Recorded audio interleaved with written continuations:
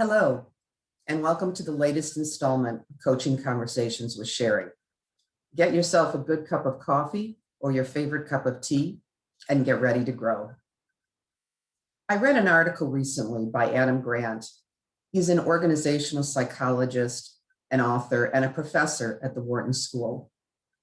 And he tried to sum up in a word what the mental health and the emotional state of people were in 2020.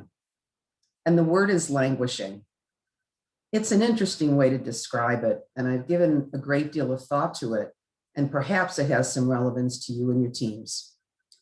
Languishing is somewhere between not being depressed, but not thriving.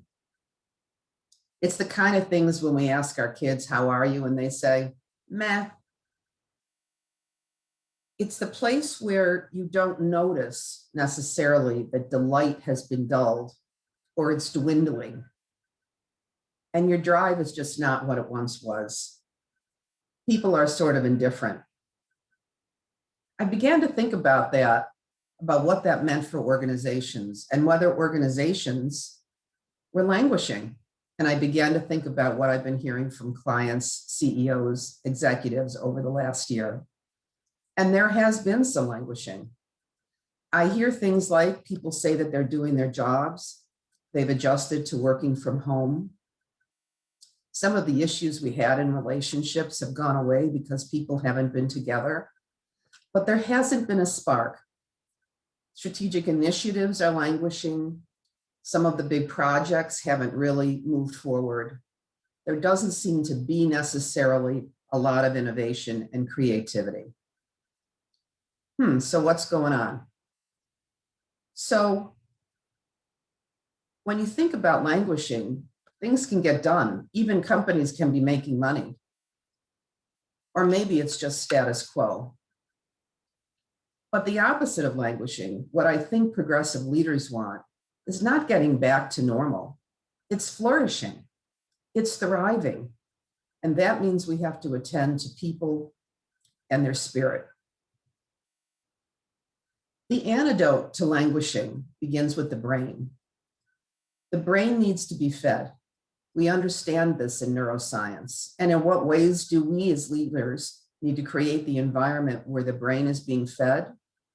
Well, people need to be learning and growing and feeling like they're contributing to progress and also making progress themselves. And some of the ways that we contribute to neuroplasticity, in other words, making new neural connections in the brain, is by encouraging strong, trusting relationships in our organizations, by making sure that what people are working on has a personal relevance so that they're connected to the mission and the vision. The brain also needs novelty, new and stimulating things to do to make sure that those neurons are firing and contributing to our brain health. This allows people to have good focus and attention, not to drift. And people need to learn new skills, to practice, and to make mistakes in a safe environment. We also need a little bit of play and humor for our brains. We need to get up and move, and we need to have enough rest. So we need to make sure that at the end of the day, people are going into their lives energized for their families and their communities. Other ways that we help people to flourish is by empowerment, by giving people the ability to make decisions and do what's right for the organization and for customers. You know, we're working in multiple work locations, and some of us will be continuing to do that. So the question for leaders is, how do we create vibrancy when we're not all together? How do we create those connections and make sure that people are thriving and that they're finding the ability to develop relationships in new and creative ways? That they're deciding when working alone at home, for example, makes sense, but when collaboration informally requires being together and making sure that we have places that people can do that.